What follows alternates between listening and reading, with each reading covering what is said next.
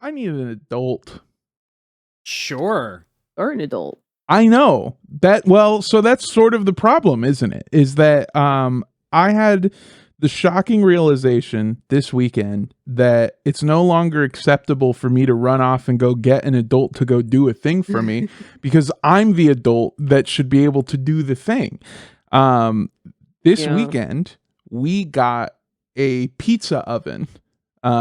It's a big purchase that my partner made. They want to make their own pizzas from scratch, and so we got a pizza oven, and I was like, awesome, that's great, I can't wait to have pizza. And then my partner was like, now we got to go to a hardware store and get a propane tank, a 20-pound propane Brother, tank. That was my next question. Brother, Yeah. buying your own dedicated pizza oven is one of the most adult things one can do. Like, I didn't do that. My grown-up partner did. I know, but It's like a very adult thing. It's such a grown-up purchase that like you can take money out of your 401k and not get penalized on it if you use it to buy a pizza oven. That's how grown up it is. Yeah. I feel like, okay, yes, but I feel like we're not buying a pizza oven in the way that like a grown-up would buy an air fryer. We're buying a pizza oven like a kid got hit with the Big curse from Tom Hanks's Big, and now we have money in an adult bank account, and we were like, pizza oven, so we can have pizza every night. Yeah, you're tired of all your pizzas coming all with the toppings on one side from your Instacart orders. It makes sense. Yes, exactly. You're tired of a fucking pizza man carrying the pizza up to your door vertically, like carrying the box under his arm like a boom box. God, I hate how all of my pizzas directly fund the war in Gaza. I hate it. I hate it. Oh, it has Shout me out garlic Domino's. knotted up inside. Yeah, I was put in charge of going to a hardware store, buying a 20-pound tank of propane, bringing it back to our house, and then helping facilitate the hookup to the grill itself. And I have a myriad of problems with this. First of all, I didn't realize how readily available propane is, that they just have the explosive barrels sitting outside of gas stations. They have it inside of 7-Elevens. They have it inside of a hardware store. You can just waltz up and buy it. By the way, they don't card you. They don't ask you for any amount of what are you buying the bomb for? No, yeah, it is shocking how explosive America is. Yeah. Like, Yes. how cans of propellant are strewn hither and yon across this great nation that require barely anything to acquire them. Yeah, I've got like I'd say upwards of 10 mini canisters of propane in my attic right now. What the fuck? Wow. Isn't I that don't- curious? I don't think that it was right that I walked up to a hardware store and went, Assalamu alaikum, brother. I need 20 pounds. I need 20 pounds of the boom juice. And they said, okay, let me get just that pull right your away. car up to the front. We'll bring it out for you. Yes. Yeah. And then I put also, by the way, I put it in the back seat and I put the seatbelt on. You it. have to. Like that would do any amount of protection. I have never driven more carefully in my entire life than when I have had that in the back. And eagle-eared listeners may have placed the fact that I said I didn't hook it up. I facilitated the hookup, which means that while my beautiful partner was leaning in front of the bomb, hooking it up to the pizza oven, I was all the way across our backyard, hiding behind as much property as I could physically put between me and the bomb. Yeah, you were you were like Wile E. Coyote, like running back and like peeking over the horizon, making sure his Acme device went off properly. And all because I've realized that I've hit the age where I can no longer go get mom for a go get mom situation. Yeah. All of these things I have to do now are go get mom situations, and there is no mom to go get. It's a rite of passage. It's a threshold you must cross. And yeah, that is a cold mirror to look into when your gut instinct is to like turn and look for the adult in the room to like handle the situation, and you realize oh fuck, that's me. Like, Yeah. Yeah. and in fact, some other people in this room might even turn to me as Yeah. the biggest adult in the room. Like, it's just like people would. I think just by again, there's some lizard part of our brains would turn to you, Mondo, and be like, he's the biggest. He must know what the He must be the situation. adult, yeah. He must be the adult. He'll know what to do. I shit you not. We went to the hardware store and I walked in there and 3 different people asked me for help on a That's project, which is so fun. 2 of them asked me where something was. One of them asked me if I was looking for day labor, and I was like, "Oh." You're like, okay, ice. Yeah, exactly. Someone was asking me, you know, where the cleaning supplies was. Someone was asking me for day labor, and the third was asking for uppies. Yeah. Because And that was the ice agent, that Yeah. piece of shit. And I said, "No, I'm here for bomb stuff." God, it fucking sucks. And it happens this way all the time. Like, I'm realizing that, like, Griff, before we started recording, you teed something up, so I won't go too deep down this road. But recently, I realized that me, my partner, and another couple have been, for the last several months, regularly meeting on Friday night to play Magic the Gathering. Fun. But that's how it started. Every Friday we would meet to play Magic the Gathering with each other.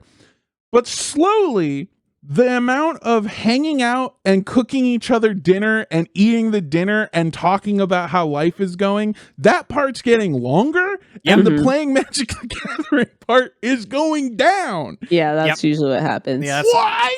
Yeah. And then I just had the sobering realization last time as I'm sitting there eating a bowl of rice, curry, and chicken on a Friday fucking night, by the way. Not pizza, not fried chicken. I'm eating a sensible, healthy meal, drinking a non-alcoholic beer with a couple that I see every single Friday for our weekly double date. And then I was like, I fucking want to die. And so I took the propane tank out of my inventory and I smashed it on the ground and I blew up. And this is a pre-recorded episode. Yeah, that's how it goes, man. Sadly, the false pretense to hang out slowly gets stripped away, and it's just like, oh no, fuck, we're just friends. We're not I had an MTG. opinion about a comptroller. Do you understand what that means to me? No, I don't know what a comptroller is. I shouldn't either. No, I shouldn't either. I shouldn't know what a comptroller is. I shouldn't know what irritates my stomach. And I sure as fuck should not be allowed to buy bomb. Although, fun fact for you, if you buy bomb the first time, it's $72. But then if you come replace bomb to get it refilled, it's half price. Yes, That's nice. exactly. It is It's like the nice, can yeah. is like the deposit. Yeah, Yeah, and I got really back. excited about that. Griff, you went on a double date, huh? I did. I hung out with our friends Blizz and JP on Friday. Hey, Yeah, it friends was of the show. friends of the show. It was the second double date that me and my partner went on that week. Yeah. So the first one was on Tuesday. My boss, my young boss, my young Gen Z, possibly bridging Gen Alpha boss, has a boyfriend. And it is so cute. They're adorable. I love seeing young gay people because it's like the opposite of when like I was young and gay.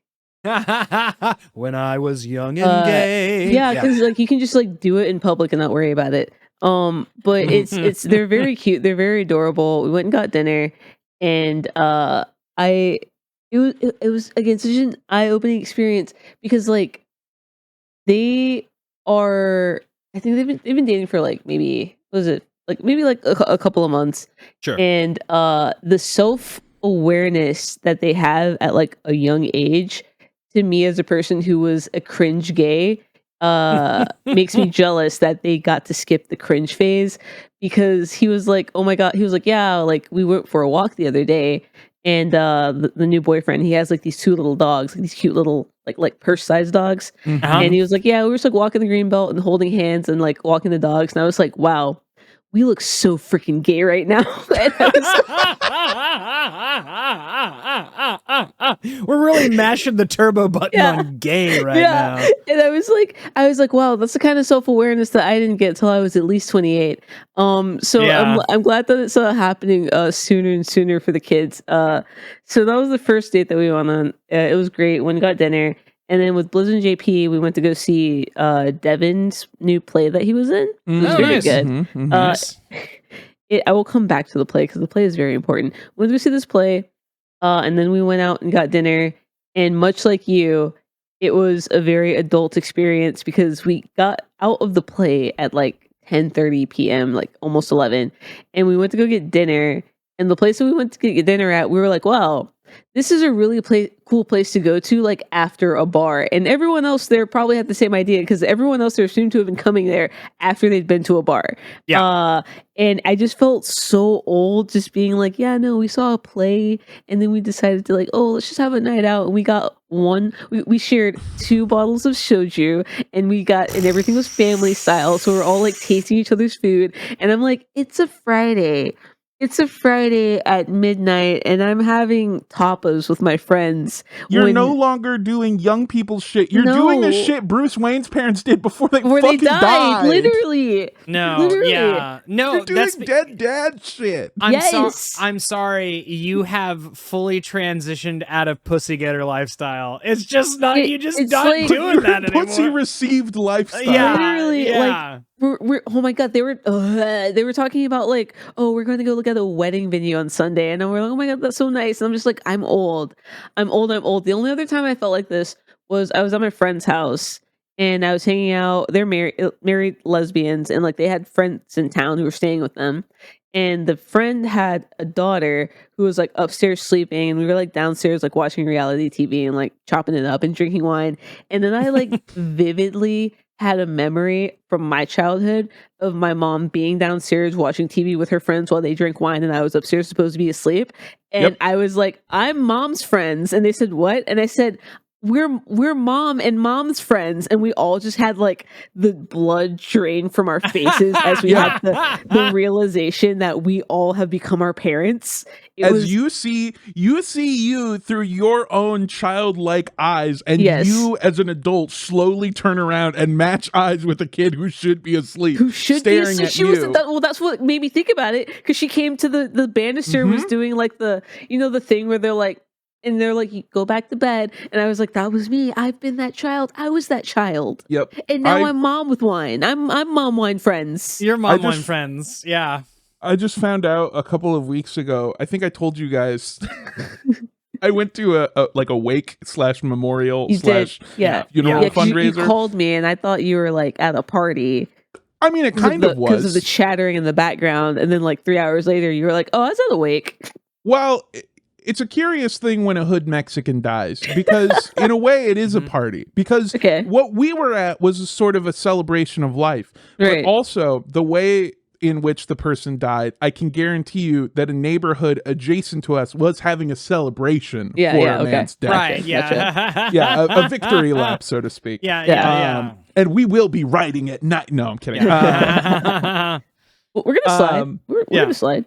I was at that party and I met kids who are now 16, 17-ish, but who I used to know when they were in diapers. I met children that like I used to know when they were kids. And it's okay. Maybe not 16, 17. One of them is definitely 13 years old, and I'm trying to do the math right now. 17. They've known me since I was 17 when they were a baby. So I was basically an adult throughout their entire childhood. I found out I'm the kooky weird uncle. I'm the one where they're like, I have a memory of like the largest man I've ever seen throwing me off a roof into a pool. And they were like, oh yeah, he's over there. And I'm just that guy. You're the cool uncle though.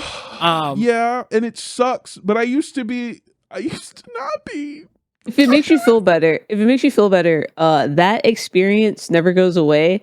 My mom was also at a wake that weekend for my grandpa's brother.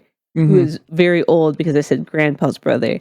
And she had people coming up to her being like, I haven't seen you since you were a baby, and my mother is 50 something. I think she's like 55, 56. And she had people coming up to her being like, I haven't seen you since you were a baby. And it's like, you haven't seen this woman. This woman has children who are 30. Like this, you haven't seen this woman since she was a baby, and she rolled up with like two of her kids who are like in their mid to late 20s. Yeah, who could easily have kids of their own. Yeah, I don't think you're allowed to say that. I feel like there's a threshold of haven't seen you since you were a baby, and it has to be like at least 10 years, right? Yep. Yeah, because like that's just like, so you knew a completely different person. Like if you're 50 and you haven't seen me since I was like 2, you haven't ever seen me. You haven't seen, you don't know me. I were strangers. Been any fucking baby. You couldn't pick me out of a baby lineup. Exactly. No. Exactly. No, that's crazy. Yeah, that would be. I mean, like, can you imagine if, like, because my friends are having kids now. I've had friends having children for a long time. I've had friends who've been having kids for a long time. It's kind of crazy. Yeah. But like, I have several friends now who have 2-year-olds. Say, I mean, never seeing them again except for like 50 years from now, and being like, I haven't seen you since you were a baby. It's like, who the fuck are you, man? Like, get out of here. Get out of my life. Yeah. Dude, man. Officer? Yeah. So I went home, I had people, like family members, asking me if I was done with college yet. And I had to look them in their eyes and go, I made Christmas stop for 10 seconds because I looked at someone and said, I'm 32. And then it was just silence. It was just silence. Just depth charge. Yeah. And then, and again, one person was like, again, multiple people realizing their own mortality. And then, the one compliment of, well, I thought you were in college. You look great. And I was like, well, thank you. But also, yeah, I was like, all of us have graduated. All of me and my sisters have graduated college. None of us are in school anymore. I've been in Texas for 8 years almost. I mean, I hold on. Devil's advocate. 2 colleges. Devil's advocate, because this will happen to you. This is the other thing that's going to happen that I think really starts officially happening in your mid to late 30s, which is you will have no concept of time in terms of like its relation to in terms of relation to other events. So like by the time you crest like 50, 60, someone that you knew as like a teenager, you're like, what are you? 22? And they're like, I'm 46. I have 2 kids. And you're like, oh, and your brain breaks because again, like you just, the temporal compression and dilation is unmappable. And so, I guess it kind of hit me with like all my little, like my baby cousins who are all like in their 20s now. But to me, I'm like, you're like what, 16 possibly? Possibly.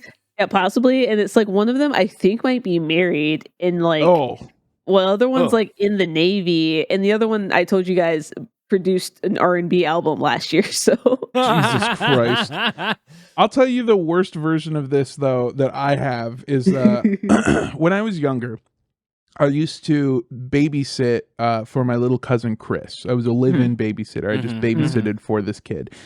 And he drove me up the fucking wall, and I was a child. I was basically a young adult when I was babysitting him. I was like 20, 21 years old or something. Yeah. And I remember one time he made me so mad that I took my phone and I set an alarm in front of him. I use like the voice thing to like, hey, set an alarm for his 18th birthday. And I told him, when this alarm goes off, I'm going to beat the shit out of you. I'm a 21-year-old man. And every year since then, I've walked up to him and I've shown him the reminder on my phone because it keeps transferring. TikTok, I'm going to fucking beat the shit out of you. TikTok. And then I saw him at the wake. He's 17 years old now. And I saw him for the first time in a while. And now it's turned where I'm like, oh, fuck. Oh shit, I'm gonna have to fight this guy. I'm gonna have to fight this guy in probably 2 more years. Oh no, fuck, he's gonna beat the shit out of me. I get weaker by the year. He gets stronger. You fucked up. You gave him the timeline, so he's just been having a fucking Goku training arc getting ready to fight you for 10 years. Also, he's entering his prime while you are decidedly leaving it. That's what I'm saying. He's like, I saw him this time and I was like, oh, where's Chris? And they pointed at a man, a full-grown man who looked at me and went, finger across the throat. I threatened a baby. Now I got to fight a man with chest hair. It's not fair, dude. God. She should be his ass then. Yeah, if I had a time machine, I'd go back in time and beat the shit out of a 6-year-old. Yeah. Oh my God. Time. Okay. Speaking of time. No. The play. The play. Okay. I'm going to be so quick. It's called Describe the Night, and it opens with like someone reading a redacted like military dossier from Russia about like some guy who got like murdered in Poland by Nazis. And then you spend the whole play like basically unraveling what is the truth, like who gets to dictate what the truth is, what does it mean to listen to history if we only get to know what's told to us, and what that means for us as a society. But what slowly happens throughout the play that takes place between, I want to say, 1910 and 2010 is when it takes place between. You find out how all of these different stories are interconnected, and then you zoom out, and basically what the entire story has been about is the life story of Vladimir Putin leading up to the mysterious plane crash that killed the Polish president in 2010. And what the fuck? Which sounds insane. And it was such a good play. It was like 2.5 hours. It did not feel like 2.5 hours. Oh my God. And it was one of the most magnificent pieces of theater I've seen possibly in my entire life.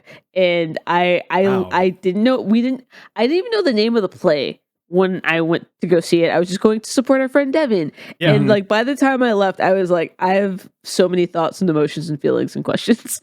And it was, so basically what it was is just like you get to see like the narrative of like what is the truth as written by like a third party versus like the narrative of like Putin that we know today. And again, not knowing that it's him until like the very end almost. And like it was very, very interesting. And like a lot of conjecture, obviously, with some of the details, but then a lot of it being like super duper true.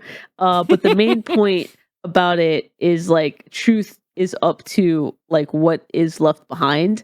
So they have this running joke about him, before you know it's him, that he's had his nose broken like 12 times. And everyone's like, oh, you're a bully. And he kept going, no, it was judo. I'm very good at judo. Not knowing that apparently he's very good at judo and he's like a judo black belt. But now I'm like, is he? How do we know? I've never seen him do judo. Yeah, he was in the KGB. It doesn't matter. Again, that's the whole thing. It doesn't matter. He said when he's interviewing for the KGB, he's saying he has all of these things and he's done all of these things, even though none of them are in his file that they've been like monitoring him for his whole life. So it's like, I don't know. How do we know he's ever done judo? I've never seen him flip nobody. Right. And that was my main thing that I took away from that play. Is I've never seen Putin flip anybody. Yeah, I think the lesson here is lie on your resume. Who cares? Exactly. Who That's fucking basically cares? what it is. He basically lied on his resume and then he became the forever prime minister, what the fuck ever of Russia. Yeah, exactly. Especially lie on your resume about things they have no way of checking in the moment, like judo. Like whether or not you were born in a brothel or if your mother was a whore. Like those are things that we'll never know, but are heavily implied by that play. I have to say, my greatest weakness is being too good at judo. I would have to say. How could he? How good could he be? He's got his nose broken 12 times. Yeah. Well, no, that means. Okay, hold on. First of all, set an alarm for 18 years from now to beat Griff's ass.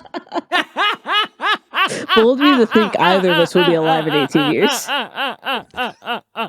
It basically just said, yeah, right.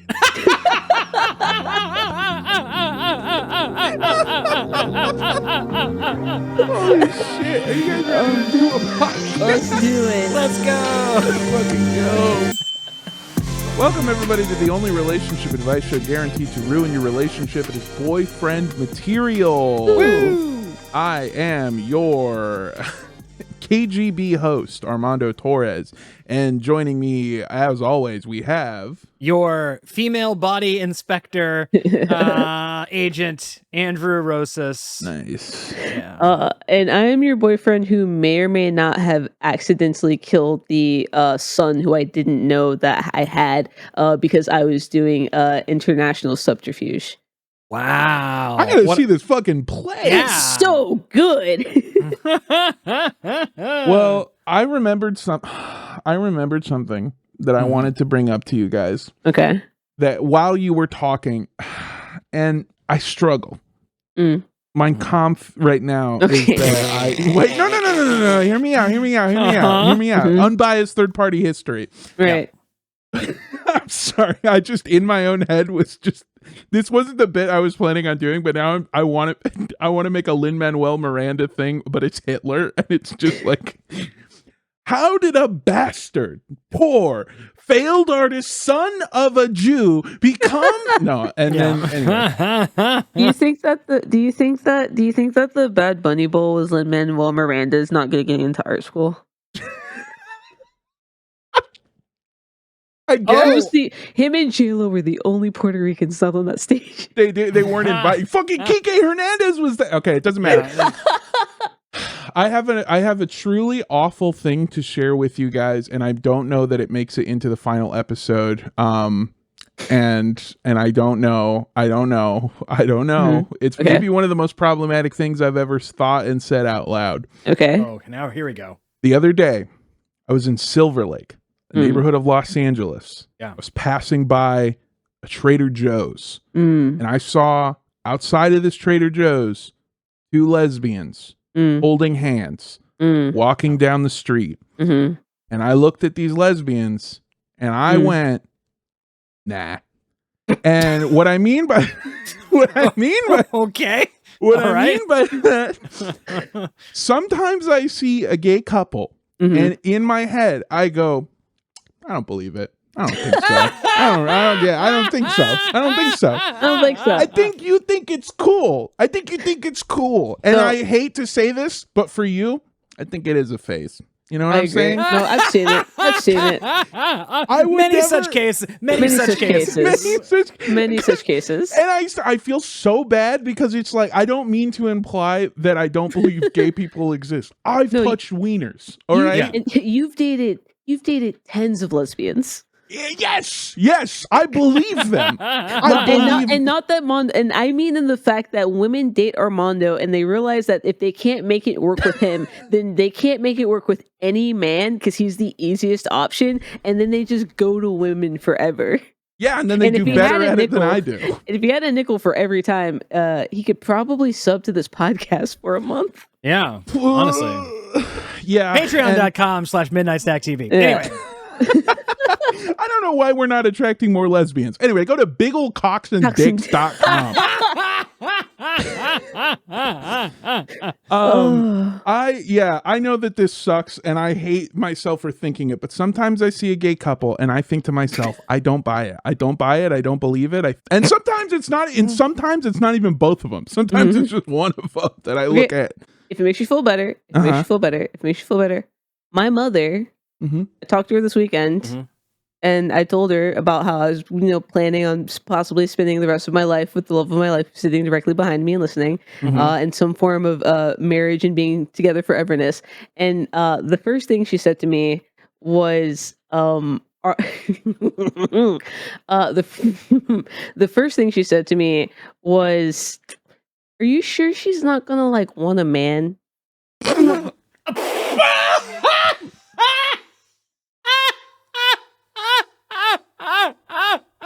And then the second thing she said to me was, "Are you sure she wants to marry you?" Your mom is your biggest op. My mother is my biggest op. What the fuck is going on? My mom is okay. So my mom used to be super homophobic, and now she's fine. It's whatever. She's fine now. But what she continues to be is violently biphobic, and it's the funniest thing in the world to me. For the simple fact that while she was still homophobic, and more homophobic. I was explaining to her the concept of dating a woman who has also dated men before, and she was just like, I understand like the whole like being a transgender thing more because like at least they chose something. Your mom she being said at so least they angry. decide. Your mom being so upset that they're like, they get to have their cake and fuck it too. Like they could not decide. They get to have both. It's so funny. I'm like, she's literally like, no, a trans person. I can wrap my head around that. No, these bisexuals, perplexing. Yeah. Enigmas. Because she's like, why would you date a man if you had a choice? Honestly, yeah. Yeah. No, truer words. My God. I mean, like.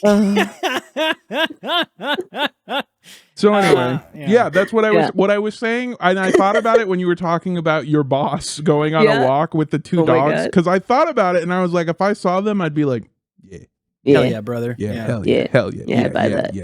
I buy that.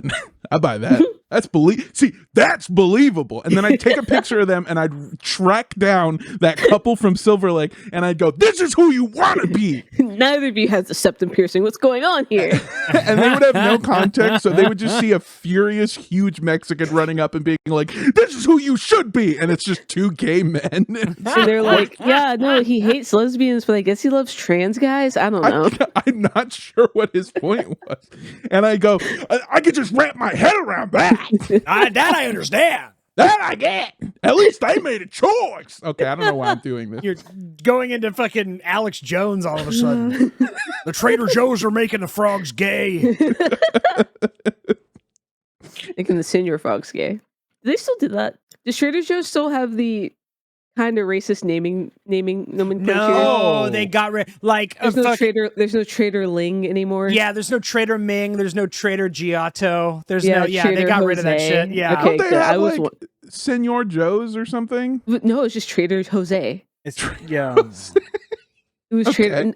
I shit you not. Whatever I remember distinctly when that was the branding on their food. They're like ethnic foods. I think that rips. I think that's cool, and back. I think we should bring it back because of woke. Yeah. Come on down to Trader Joe's and try Trader Jose's ay caramba tacos. Beaner and cheese flavor. I want that. I think that sounds cool. All right, we got a question this week that I feel like is pretty pertinent to some of the conversation that we've had. Hi, boyfriends. My ex-fiance and I separated about a month before our wedding after being together for 6 years. Shout out to being the last man a woman dates before realizing that she's gay. There are dozens of you. Yes. Good for you. Yes. Yeah, I'm really sorry, brother. We do have a support group behind the Big Bud Press out in Echo Park. It's a pretty unfortunate location, I'm going to be honest with you, because you will see your ex walking in there. That's rough. Yeah. It is hurtful. The breakup was hard at first, but we're still great friends, and I know that is what is best for her. Now, here's my problem. Her dad is a painter and once gifted us a large 5-foot portrait of us and our dog. I really like it, and it holds a special place in my heart, but I also know that it's insane to have a 5-foot tall painting of me and another woman hanging in my bedroom. If I brought a woman to my place, there is no level of explanation I could give where she didn't immediately leave. The painting is too big to put in any closet, and I live in a 1-bedroom apartment, so hiding spaces are limited. My ex I'm sorry. The irony of hiding this painting of your lesbian ex in a closet is very funny. Yeah. It's so out, it won't go back in the closet. I don't understand.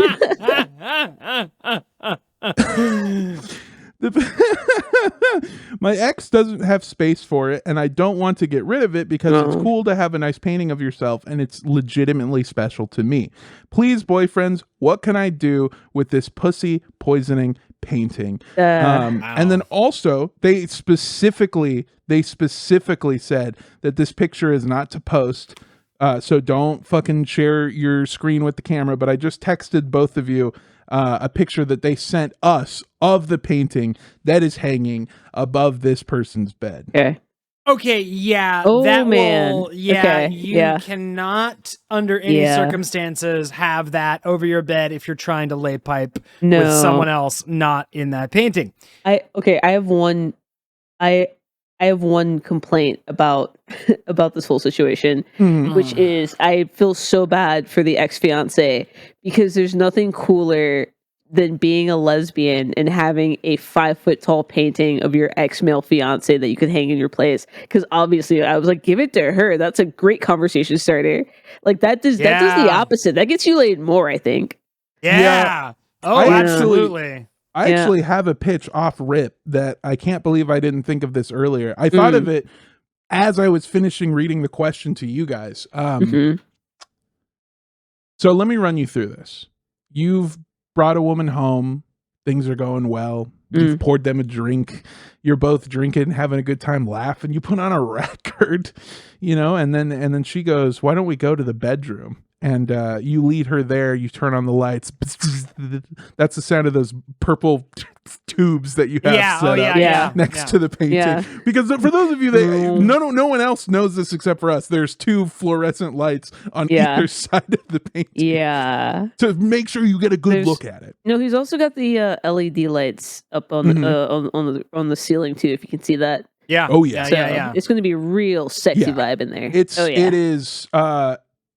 It is as sexy as it is prominently displayed. Oh, he got a headboard. That's why he's pulling lesbians. He's got a headboard and no navy sheets. I like this guy. Yeah. You get into the bedroom. She sees the painting and she goes, what is that? And then what you're going to do, you're going to sit down on the bed. You're going to look into your glass. And you're going to go, think about it a million times. How if I would have just stopped her from getting that pizza oven, she wouldn't have tried to hook up that propane tank and blown up her and our dog. I just miss her so much. And I'm trying to get back into the dating game, but it's hard. And I'm sorry. The painting's the last thing I have of her to remember her by. Yeah. And I think you're getting a lot of sympathy puss is what I'm saying. I'm putting down. And I think the only thing that would take my mind off of her and put this painting in the past is a tit in my mouth. I think that's the only thing that would. God, I think that was the only thing that would do it. Oh, if you think the painting looks good now, imagine how good it'll look with your face pressed up against it. Oh God. Is there a different place you could hang it up other than directly above your headboard? Yeah, I actually feel like you could explain this pretty easily if it was in any other position than over directly above your bed. Or opposite the bed, anywhere else. I did cut down the email a lot, and I will say, in case it wasn't clear, this person does live in a 1-bedroom apartment, and there are no other real places to put the painting. Yeah. Okay. That's unfortunate. Because it is a nice painting. Mm-hmm. It's a nice painting. I'm gonna ask you to really search your feelings and also search your walls. There's got to be some kind of reorganization. As long as it's not above your bed, it is so much. Because you can say, like, if someone's like, "What's this painting?" Like, because I'm not gonna lie to you. If I came into a woman's apartment and there was a painting of her with another dude on the wall, I'd I'd immediately start looking for like plastic sheeting on the ground because I think I'm gonna be fucking murdered. Yeah. At best, at worst, you're going to be murdered. At best, you're going to be the guy in that scene from Heat where Al Pacino comes home and she's like, "Look at what I had to fuck because you won't pay attention to me." And right, yeah, I had to debase myself with Gil here, and he's like, "I'm still here, man. All right, fuck me, okay, I guess." I thought we were going to go to Astro Diner and fuck. Yeah. No, because then you could say it's like then you have a story because it's honestly a good story. And it's like, listen, that was an ex of mine whose father painted this portrait of us. She's gay, and now we're just really good friends, and it's testament to our relationship, testament to our friendship, and honestly, like, it means a lot that, and it means a lot, and it showed me that relationships change, but as long as there's a really good connection, that's what's really important, and it's taught me how to be very intentional and very and very present in my relationships, and to really value them, because they don't come around that often. You should probably already have your pants off by the end of that sentence, because that's the truth. You're telling the truth, and that shows, like, a great amount of character. Or lie about her being dead. Or this is a John Wick style painting, and you're like, okay, and you have to, seek revenge. You're also in a position to where, okay, I have always wanted to do this, and I don't know if I got the idea from National Treasure. That's where my brain is going to. Okay. But I have a clear vision of some art thief in some movie basically cutting out the painting from the canvas and rolling it up into a tube and sticking it in a tube to, like, steal it. It's the Thomas Crown Affair. Okay, I was going to say Archer. It's probably both, unfortunately, with my stupid dumb brain. It's those, and you have the opportunity to do that. You could store this painting as if it was a lost artifact and then have it forever. Yeah. Unless the thing is that you like looking at it, in which case maybe don't do that. You have a woman over and you walk into the bedroom. She goes, "What's that?" And you just unbuttoning your shirt. You ever read A Portrait of Dorian Gray? I'm 200 years old. My answer was okay. This may sound insane. You Thomas Crown Affair this painting. Okay. You roll it up. You put it into a tube.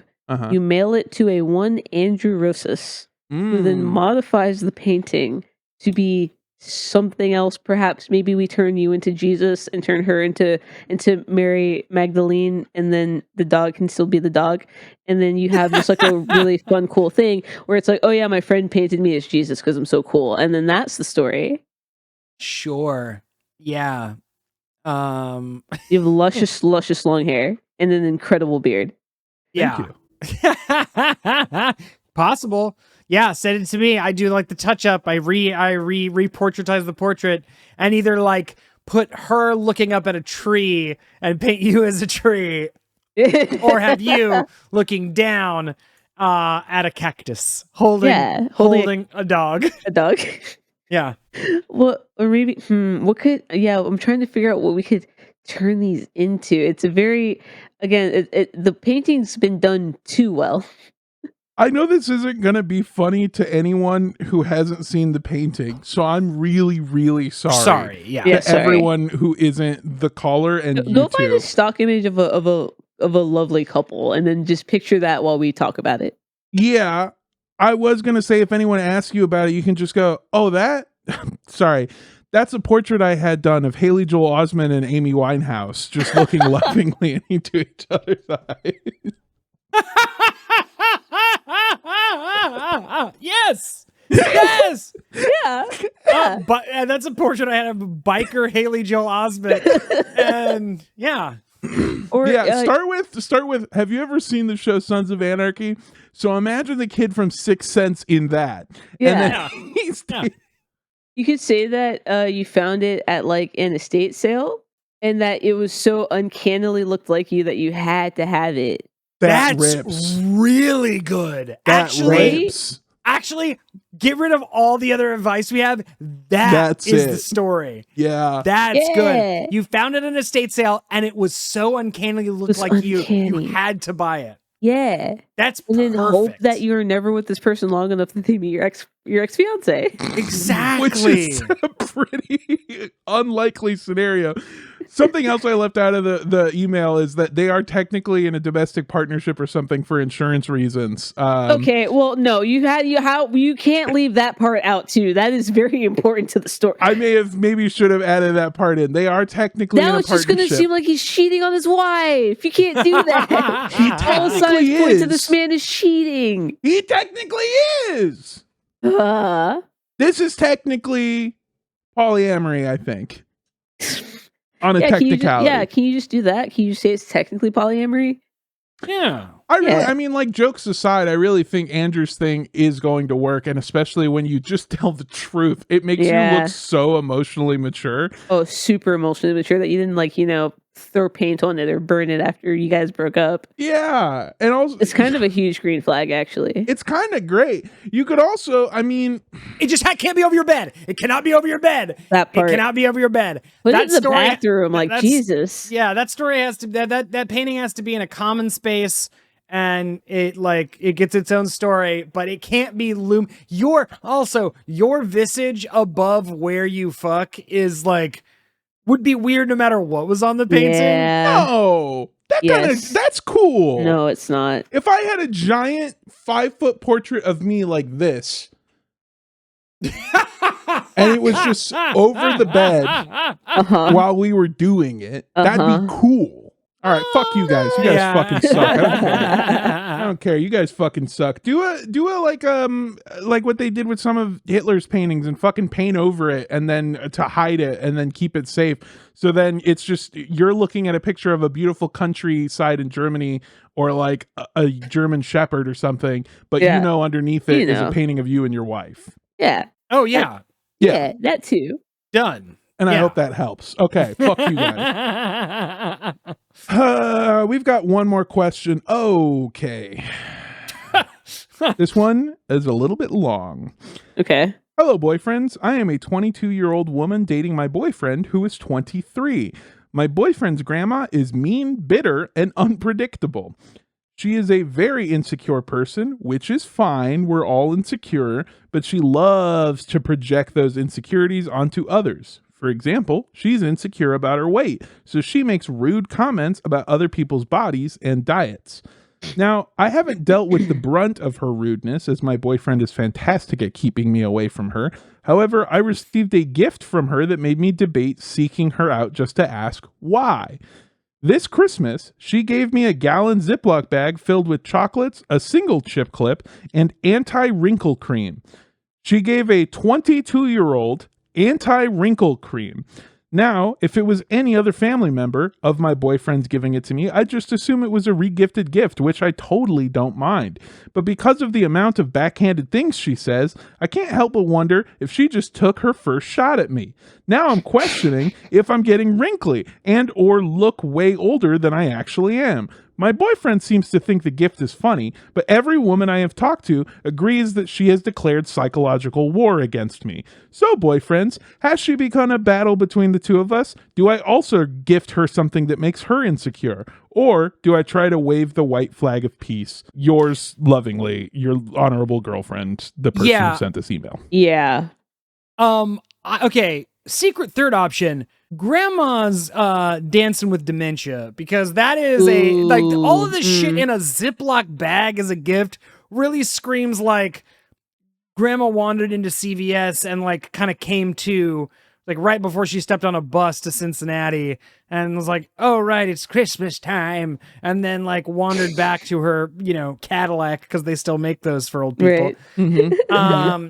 And yeah, I think at best it's a shot at you. At worst, she's like going to be in a home within the year. Yeah. That's she's going to be in memory care unit soon. I think it's a shot though, for real. I think it's a shot, and she wants us to think it's dementia. Yeah. Oh, yeah. That's a big possibility. I think this is a mean old biddy. I'm going to go ahead and say that off rip, my first instinct was to say throw a Molotov cocktail through her window. Depending on your race and grandma's race, actually. maybe. Oh, I you know what? Here's the gift you send back. You send her a life alert, but without the batteries.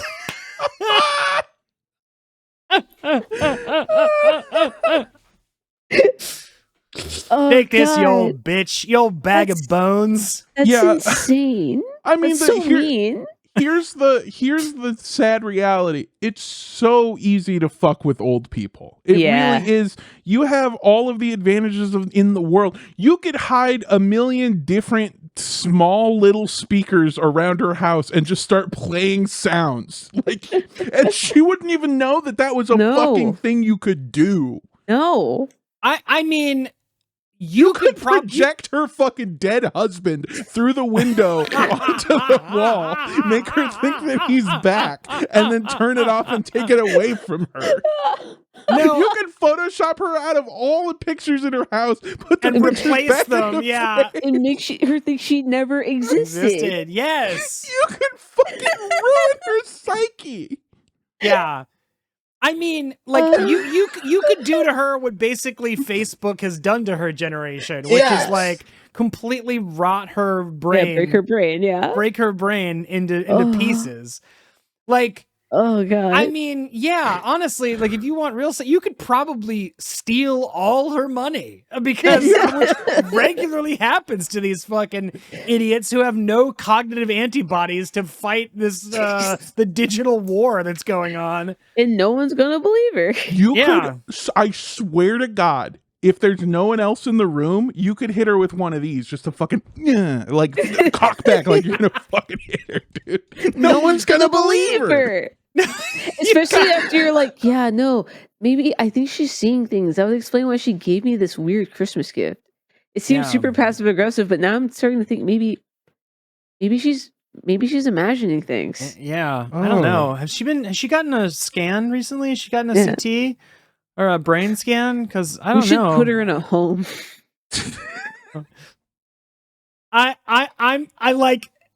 I'm serious. If you really wanted to fuck with her, you could just like mail her a brochure for like a memory care unit. It's like a memory. Just send her like, you know, with your partner's father's name or whichever parent is her child's name on it, as if it was mailed to the wrong home. With a note that says, "Here's the information you inquired about."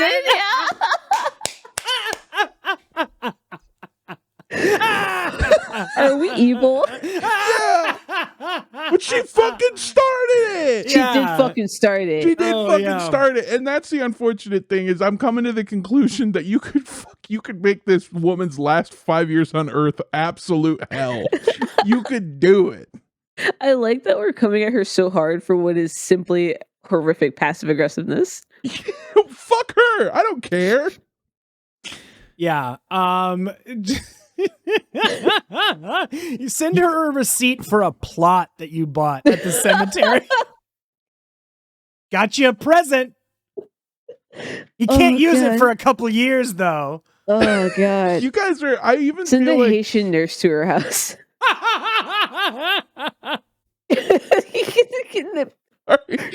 Watching him get it like 5 seconds later. Yeah. I like that you can see when I caught up.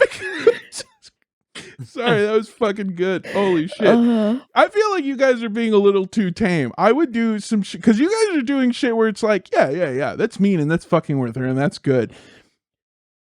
I'm not saying you should do this, not for reasons of fucking with the grandma, but because of other reasons that I ethically don't stand for. But you could find out which Fox News show she watches and then AI generate Tucker Carlson calling her a fucking bitch and then replace that, like pipe that into her TV, screencast it off your cast fucking it phone. with like get a Chromecast, plug it into the back. She's not gonna know how that works. No one will ever believe her. Yeah. Tucker Carlson called me a bitch. No, Grandma. We're putting you down. No, this is Operation Grandma Gaslight. Like this is the like, way. Yeah. You've got to make her truly one of like the greatest revenges of all time, is making someone else seem crazy. Yes. Like they You got to do Scooby-Doo villain type shit to her. Yeah. Yes. You need to buy a hologram, like you said, a hologram machine, a smoke machine. You need to buy like a surround sound system that you build into the walls. Yeah. Exactly. You need to put a speaker beneath her pillow that you play ominous messages in the night while she's sleeping, just so she wakes up unsettled. Hiring a guy to go outside of her house and shoot a starter gun every single night at 3 a.m. Her name is Eloise Smith. People are saying she's a fucking bitch. What's going on? What is happening? Do you care if she lives or die? Because I don't. Because I don't. I know my family doesn't. I love this, by the way, that we basically were like, it took no prompting too. This woman just came to us and went, my boyfriend's grandma sent me wrinkle cream and it made me feel bad. And we were like, have you heard of the Cask of Amontillado? What you're going to do is bury her underground brick by brick. You're going to figure out some way. You're going to figure out some way to convince her to go down to the basement. And while down there, you're going to engage with her in conversation. And during this conversation, while she's distracted, you're slowly brick her up behind in the catacomb. How catacombs? How much catacomb access do you have? Yeah, caller. Yeah. Oh god. No, just keep walking. Just keep walking down these catacombs. Yeah. Oh no, this trowel. I need it for something else. This it's unrelated. It's unrelated. That pile of cement. The freshly mixed cement has nothing. Freshly mixed. I don't want to. Freshly mixed. Why is that? Why is that fresh? What is that? What? Picturing like cartoon style, just wheelbarrow with 8 cinder blocks askew around it. What is that? Orange Home Depot bucket? Why are there 3 Mexican contractors listening to a fucking DeWalt radio?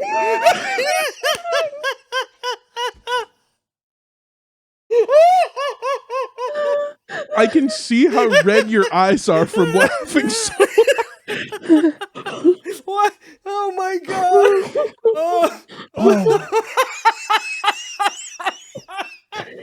I'm sorry. The Cask of Amontillado going down there and there being fucking 3 Mexican contractors ready to brick this lady up is the funniest shit on earth. Oh my god. Oh. Senor Montreser, he's okay. He's okay. He's okay. I invite my cousin over here. We don't tell nobody. Oh God. Yeah. Well, that's it. Yeah, it's what you got. Fuck.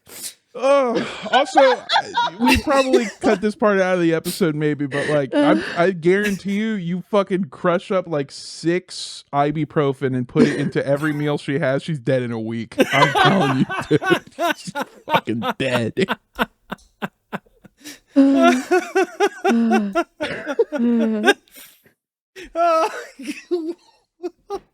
Why is that? You know what? Leave that one in. Yeah. What? Cement is not piping hot, but in my mind it's like, why is that piping hot cement here? Why is oh my Christ. So we'll see you on the news, caller. I think oh, you'll get away with it, I think. Yeah. Holy shit. Woo. Fuck. Yeah. Hey, do you want to send us a crime in the making? Yeah. Do you want us to be in the first 20 seconds as talking heads in your Netflix true crime documentary? where they clip this part of the podcast and we go a sad echo of just going Mexicans in the basement. Yeah. Black screen, title on screen. On June 23rd, 2026, a woman, Cask of Amontillado. Okay, Cask of Amontillado, her boyfriend's grandma. Strangely enough, found next to the woman's corpse was a painting of what appeared to be the grandson and his ex-fiance.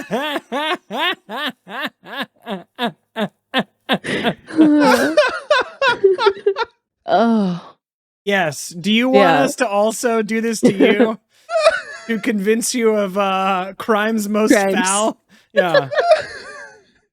If you want a Shakespearean answer to a modern question, please reach out to us. Yeah. At midnightsnackcontact@gmail.com. Please write in, give us a question. Or send a raven at your earliest convenience. Yeah. Yes. Quoth the grandma, "You're a whore."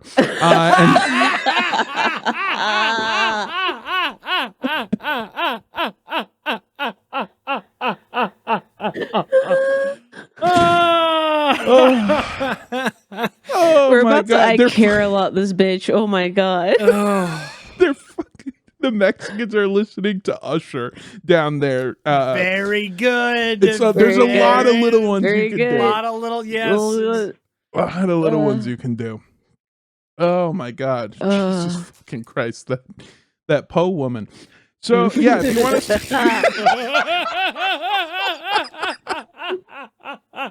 fuck, I regret if you that. keep doing this, these people are gonna never more listen to the podcast again. Please stop it. If you want to send us a question, you can send it to midnightsnackcontact@gmail.com. That's midnightsnackcontact@gmail.com. If you want to help support the show and our legal fund, you can by going to patreon.com/midnightsnacktv. You can also go to racistgofundme.com or bigolcocksanddicks.com. Sorry, OL.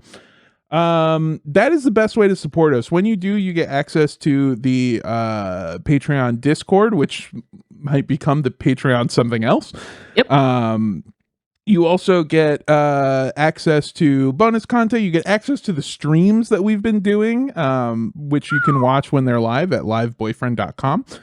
Or twitch.tv/midnightsnack_TV. And yeah, that's all of our plugs. Support the Patreon. It helps pay for us to exist and live in this fucked up, awful, terrible, terrifying world. You can also watch on our YouTube channel, which is now monetized, shockingly. Yes. Oh, yeah. Go check out the YouTube channel where you can listen to this and see us, see the faces we make, see how red my face gets when talking about piping hot cement. That is available to you on our YouTube. So yeah, you can watch and listen to us over there.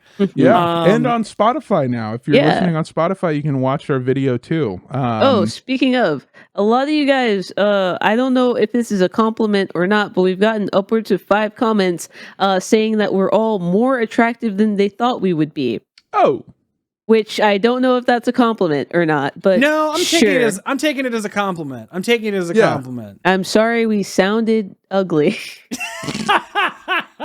By the sound of it, these bridge trolls were going to ask questions 3 and then get to a podcast. I take it as the fact that we're so funny. They thought they gotta be fucking ugly as shit. That's honestly, fair. Yeah, it's like, oh man, yeah. There's no way these people are pulling baddies without being. I mean, they have to be funny because otherwise, they've got to be ugly as sin. Turns out we're the complete package. Yeah, nice. Deal with it. Speaking of packages, if you want to, I don't know, follow me and maybe see mine. What? No, I don't know. I didn't have a good enough segue. But that's right. I'm sending dick pics to all my followers on Instagram. You can follow me on Instagram at Mondo Does Stuff. That's MANDO Does Stuff, all one word. This weekend, I want to say, this freaking weekend. On the 21st, which is a Saturday, I will be in San Diego, California, doing a comedy show, the Gateway Comedy Show in San Diego, California. That's going to be a lot of fun. Come on out, come enjoy some time, come enjoy watching me do stand-up, and then watching me do it again, really fucking high. Nice. Yeah.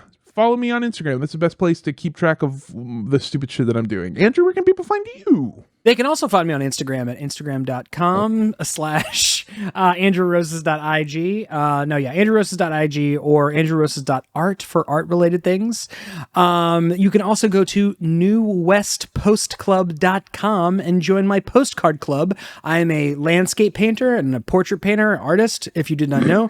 And I have a postcard club where for $8 a month, you will get a postcard featuring my artwork on one side and a postcard on the other to fill out and either keep as an art print or send to somebody that you like or hate. Send it to this grandma and who will be like, oh, so excited to get a postcard, and then we'll turn it over to see some sort of psychological warfare being levied at her. But no, it's a beautiful thing. I really, really like doing it. And so $8 a month, you get a postcard sent to you and with a little like letter, a hand-signed letter describing like the process of painting it, the location, about where it was painted, and all this kind of stuff. It's cool. It's a nice little art project that I've been doing, and it's been a lot of fun. And the second one's going out at the beginning of next month, and I've just narrowed down the painting that I'm doing for this next next postcard. So it's pretty cool. But that's what I got going on. Griff, what about you? I am the _ indoor kid on all platforms that allow an underscore, and if it doesn't, just take it out. And I am still streaming with my lovely, beautiful, wonderful producer girlfriend on her Twitch, which is twitch.tv/blackcrystal with a K and an E. And those go in the places where you would expect other letters to go, so just swap them out. And we're having fun. We're playing Overwatch. If you want to play, when I put out a message in the Discord, and I tweet about, and I blue sky about it. So if you want to come and hop in a match with us, you can do that. And you don't have to be good, because I'm not, so you don't have to be either. And our favorite thing to do is to play with the community. It's a lot of fun. Like the people that we play with, like half of them had never played the game before they started playing with us, and it's just a really good time. So pull up. It's a great time. It's a good time. It's fun. Pull up. Community.